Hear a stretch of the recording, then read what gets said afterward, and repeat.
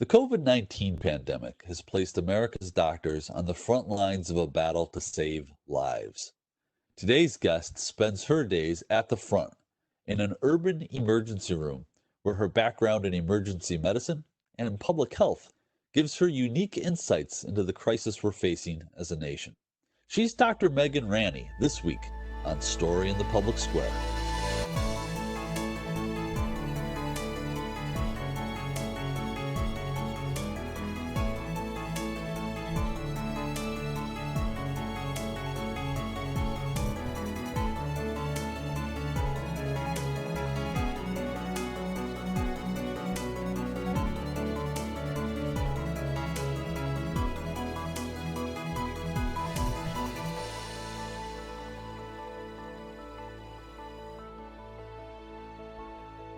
Hello and welcome to Story in the Public Square, where storytelling meets public affairs. I'm Jim Ludis from the Pell Center at Salve Regina University. Joining me as he does every week is my great friend and co-host G. Wayne Miller of the Providence Journal.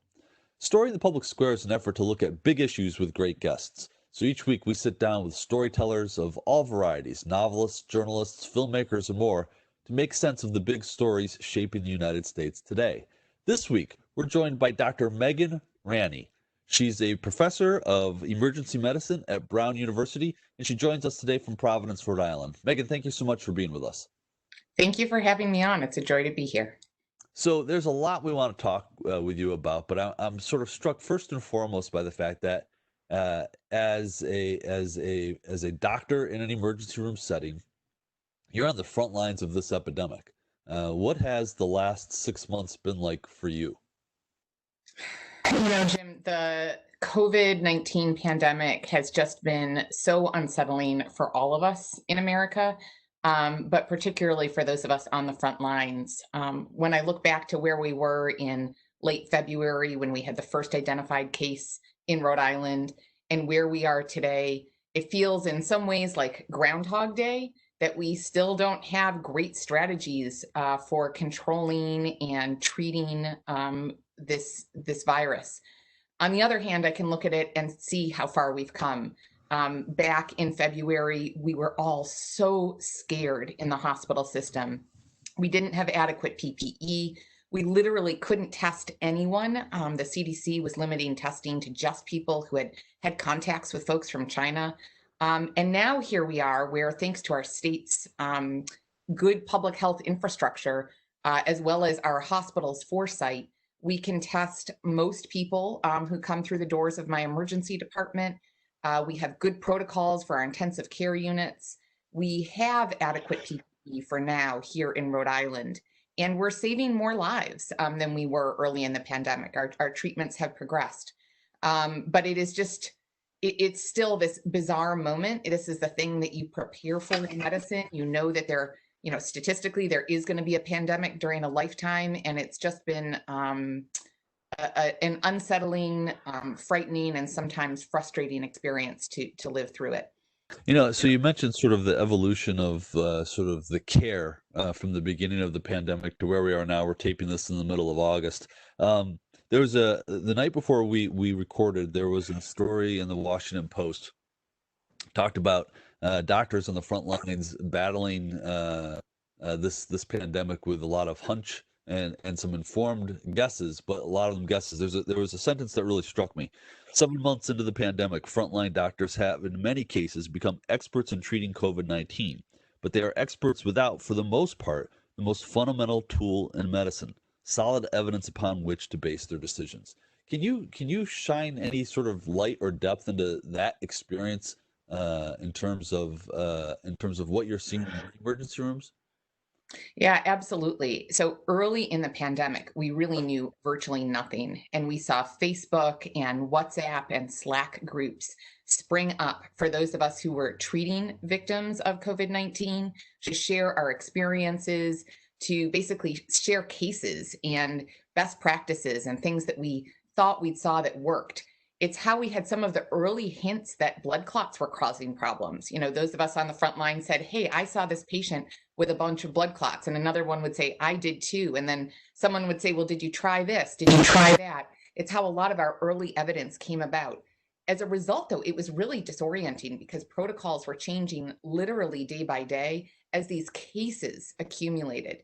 Now we're in a position where we have a few good trials around remdesivir, around dexamethasone, around putting patients on their bellies and trying to delay intubation. But a lot of what we're doing is still based off of gut instinct. Now, in emergency medicine, as in all medicine, that's why we do residency, right? We have 4 years of medical school. We have 3 or 4 or more years of post medical school training. And then, many of us have been practicing for decades since we finished our residency.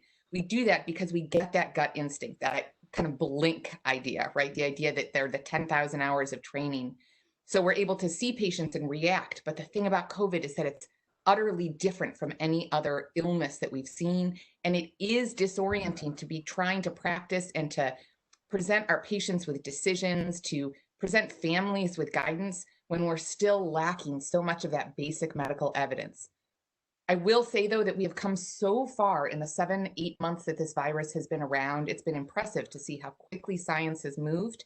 But I'm sure that it's tough for the average person who's not used to seeing the way that the sausage gets made within medicine and the way that we create evidence. So, Megan, you've given us a view of here in southern New England, but you have a large network of fellow doctors and other medical professionals across the country. What are you hearing from them? And maybe you can go sort of region by region. Obviously, there's a difference between New England and California and New England and other areas. So what are you hearing from your colleagues across the nation? Yeah, so early on, it was Washington State, California, and then those of us in New England that were really at the front lines. Now it's my colleagues down in the southern United States who are seeing the highest prevalence of really sick COVID patients. I think the biggest thing I'm hearing is just frustration that we're still here, that our hospitals, particularly in the southern United States, are getting overrun with COVID cases, and that we're still at the point where, because we lack great treatments or great pharmaceutical prevention techniques, the basics of how to prevent this disease have not changed since mid-March, early April. It's about physical distancing, washing your hands, wearing a mask, and yet we seem unable to put that in place on a societal basis. So the thing I'm hearing a lot of is frustration and just sadness for our communities and for our patients who are being forced to be hospitalized, and some of them even die without being able to be have the comfort of their family near them, and without clear guidance on treatments and how likely they are to get better. It's a really difficult thing as a physician to be able to provide sometimes so little clear guidance or treatment, and to know that the patients didn't necessarily have to be in this position in the first place. It's a tough moment across the United States for my colleagues. So a lot of the measures that you described are preventative, and they've been proven to be effective. And yet, again, regionally, if you go around the country, you see differences in adherence to masking, to social distancing, and that has become politicized, both on a regional and a national level. What do you make of that? How can preventing a disease become a political issue? It doesn't seem to me, as a healthcare writer and somebody who follows the news, to make sense. It makes no sense to me. Maybe you can make sense of it. I will say that science always has an overlay of the political. If we go back to the time of Galileo or Copernicus, when we discovered that the Earth was not at the center of the universe, there's always been political overtones to the way that science is interpreted. And here in the United States, because public health and prevention was so successful in the early 20th century, it's been kind of ignored, or the stepchild of the healthcare system. We Americans, we love MRI machines and the newest, greatest medications, but we don't spend a lot of time thinking about or investing in prevention. And I think that we're seeing that kind of historical ignorance, not ignorance, but not paying attention to public health coming back to bite us now, because people aren't aware of the amount of work and science that goes into prevention And then that allows some people to take it and use it for political means. I'm not sure why people are so afraid of mask wearing. To me, it's a little piece of fabric that I'm used to wearing 8 to 12 hours a day in the hospital. And it certainly doesn't take away my freedom and may even give me freedom to go out and about. Um, but for whatever reasons, the social media world, the huge divides between the political parties right now, at least online, it has been turned into a political entity. But I and many other public health experts are trying hard to take that back, to put that sense of community, that sense of caring for each other back into the discussion, and to share the very clear evidence about why things like masks work. It's not easy, but I'm confident that we can get there.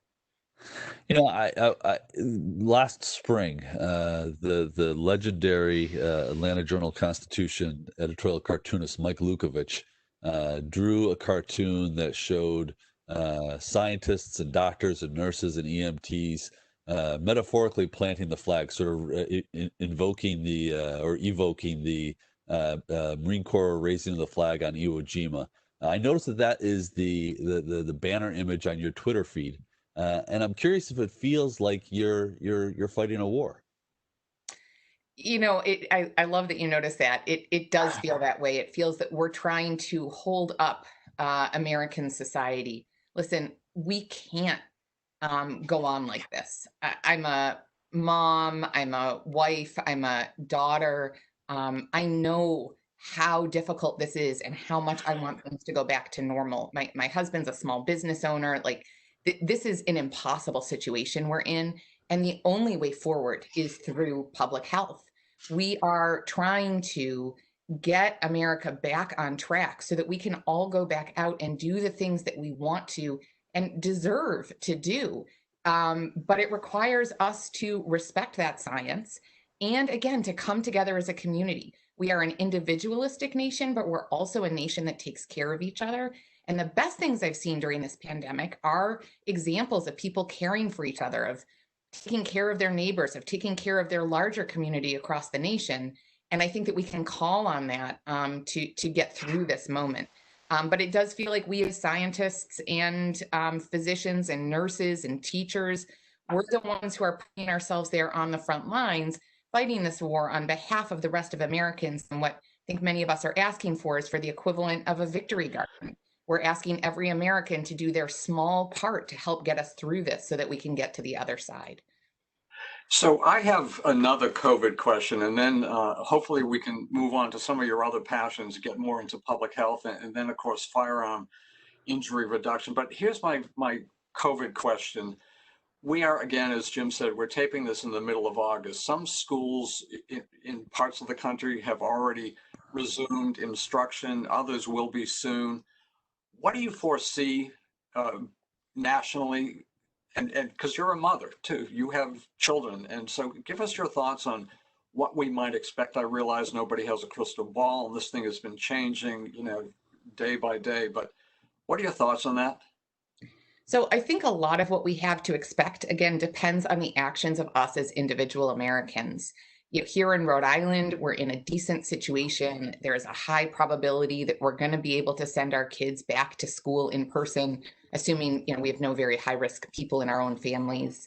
But across the nation, we're not in that spot, right? If you go to Georgia or to Texas, the rate of COVID in the community is simply too high for kids to safely stay in school, or more importantly, for those teachers and staff members to safely be in school.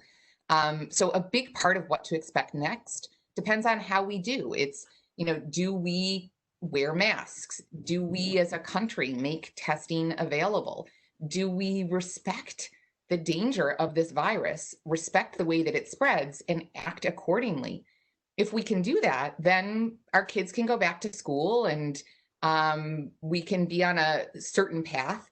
If we don't do that, then we're looking at schools most likely having to close again and most of the country being back in distance learning.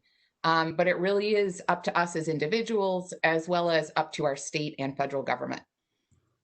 Is there one thing about, so you're a practicing physician, but you also have a master's in public health. What is it that the public doesn't understand about public health? So there's a couple things. The first is that so much of public health is really behind the scenes and is relatively simple. It's not sexy or groundbreaking. It's those simple things like clean water, clean air, hand washing, and right now, masks. It may not seem like the latest, greatest thing, but it makes a huge difference. And it's how we made so much progress in the 20th century. Kids used to die before they were the age of 4 on a regular basis. And now our life expectancy in the US is more than 70 years old, depending on who you are and where you live. But that's largely because of public health. The other thing is that this is not about trying to take away people's liberties. Public health is not about trying to impose some ivory tower view. It's not about trying to make people obey something. It's about trying to give people liberty. It's about trying to provide people with the options that they can go out and pursue life, liberty, and the pursuit of happiness. It's about creating the infrastructure that allows every American to go out and get their education or work their job or go to a bar and have fun. And I think if we can reframe public health so that it's not seen as a nanny state, but rather is seen as just this basic infrastructure that's put in place to help all of us be able to do what we want to do, then it could help reshape people's reactions to some of the recommendations that are out there. So another element of public health, as you well know, is violence and more specifically violence with firearms. And you are the Chief Research Officer for the American Foundation for Firearm Injury Reduction in Medicine. And it's the country's only nonprofit committed to reducing firearm injury through the public health approach. Why is firearm injury and death a public health issue? So it's funny. The COVID-19 pandemic is reminiscent in so many ways of my work on violence and on firearm injury in particular. Gun violence or firearm injury is inherently a health issue. In the United States, for the past 20 years, we've talked about it as like a criminal justice issue or a policy issue. But when you get down to it, when you look at what happens when someone gets shot, they get hurt or they get killed. And that is a health issue. It's those of us in the emergency department or in trauma surgery who are the ones who take care of the patients acutely. And then if patients survive, it is our rehabs, our internal medicine, our psychologists and social workers who go on to take care of the survivors and their families. Moreover, it's preventable when you think about it as a health issue. In the same way as I was just talking about for public health and COVID, it's the same thing for firearm injury. When we can think about it as a health problem, then we can fix it without getting into these political debates. We can fix it using the same basic public health strategies that we use for COVID-19, that we've used for polio, that we've used for car crash deaths. Same basic strategies that don't take away people's rights or liberties, but help to keep us all a little healthier and help to prevent those injuries from happening in the first place. It's about changing behavior. It's about identifying risk.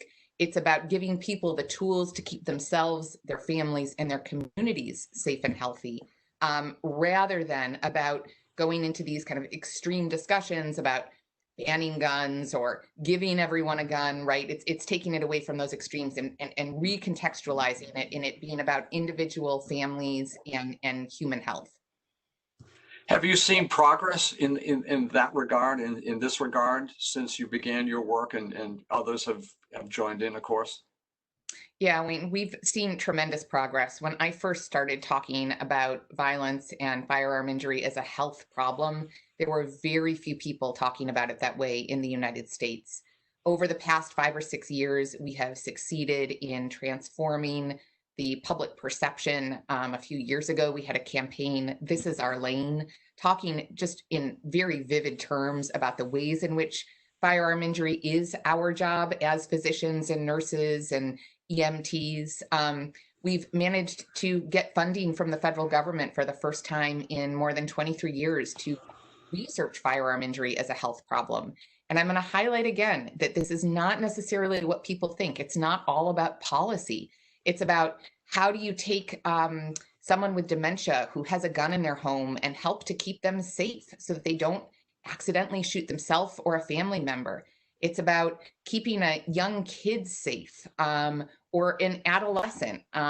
It's about having tough discussions, but honest discussions with, again, families and individual patients about how best to protect them and protect their families. And that's the type of research that we and others are doing.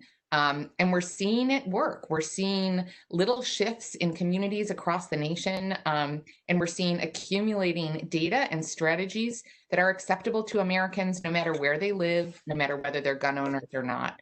So I have tremendous hope that we'll continue to make progress. Of course, COVID has made it all more difficult, as we're seeing here in Providence with the rise in shootings over the past couple of months. COVID is definitely complicating the situation.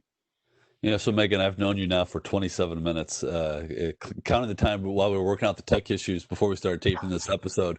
But I'm struck though by there's a sense of hopefulness and even maybe a little optimism in the face of some really profound challenges, whether we're talking about COVID or we're talking about gun violence. Where does that come from in you? I mean, I think it comes from studying history. I think it comes from science. I also think it comes from my lived experience. I've been on this earth for 40 odd years, and I have seen tremendous positive change. We've seen some negative stuff too, but overall, to quote Martin Luther King Jr., the arc of the universe bends long, but we move towards justice. And I've seen that over and over again. It takes intention, it takes work, and it takes community. None of us can do it on our own. But I've seen groups come together over and over again to create that positive change. So that's what gives me hope. And it keeps my commitment going to working with all of those other optimistic, committed, and data-based people. I'm committed to making sure we do things that work, and getting them into the hands of people who need them. As if you don't have enough things to do, you also are passionate about digital health. Talk about digital health. We don't have much time left here, and we could, as always, do a whole show on a lot of these issues. But what is digital health, and how does it improve lives? So very briefly, digital health is the use of technology to improve health. And right now with COVID, more than ever, we're seeing how important it is to use telehealth or virtual care, using Fitbits or Apple Watches to help remind us to stand up and walk, the use of social media to increase well-being and resilience. And we have a Brown Lifespan Center for Digital Health. Our goal is to create those digital health tools that can help every American, and honestly, people across the globe, to manage their own health and stay healthy, both on an individual level and on a population level. To me, this is the trick. In this 21st century, all these conversations about public health, we need to be able to use the best data, and we need to be able to empower individual citizens to go and do the things that they want to do, again, so that they can go live their life the way that they want. We're all on our phones constantly. Let's use them for good, right? That's the underlying concept. And I'm excited to get to work with a group of great clinicians and researchers at both Brown and at the Lifespan Hospital System to help move that goal forwards. Yeah, Megan, I'm wondering though if there's a societal divide in that. I mean, my wife is an educator, and I know that they've grappled in our community in the suburbs of Boston, where there's great wealth and great poverty, and the students coming from a economically disadvantaged perspective struggled with remote learning, for example, because they did not have the same kind of digital tools that the kids living in the wealthier part of town did. When you talk about digital health, do you see those same kind of disparities just because of the access to technology, and how do you address something like that? Yeah, great question. So currently there are those disparities. The average person who lives in Dorchester or in Central Falls can't necessarily afford an Apple Watch, but just about everybody has text messaging. Just about everybody uses Facebook. And so that's why actually a lot of my own research and work uses text messaging, because it is universally available. And it's why it's so important to involve the community in the development. I'm not talking about creating stuff for Silicon Valley. I'm talking about creating stuff for our communities, for our neighbors, for the people that really need it most, and involving them in the development of these tools to minimize that digital divide. those challenges that you were seeing, it's because stuff was developed without involving the people that were going to need to use it and without respecting what they had easily available. So there are ways to overcome that. And in most of my studies, actually, the majority of people participating come from lower income backgrounds or vulnerable populations. It's important. I think it's actually a way to help bridge those disparities. We have a presidential election coming very soon. What do you see in terms of the debate regarding healthcare and a healthcare system that might work for all Americans? You got about a minute, Megan. In a minute or less, I'll say briefly that COVID-19 has laid bare every problem with our American healthcare system that those of us on the front lines have been working so hard to make up for. You know, those of us that are doctors and nurses, we go to work every day because we care about our patients. We work twice as hard sometimes as we should because we want to make up for those disparities and those problems. And I think where I'm hoping to see us go in the debates and in the election is to committing to make sure that healthcare is available for every American in a way that keeps them healthy, that it's about the latest gadgets, but it's also about those basic preventive public health measures. We'll see where we go, but I'm hopeful. Dr. Megan Ranney, we'll leave it there. Thank you so much for being with us today.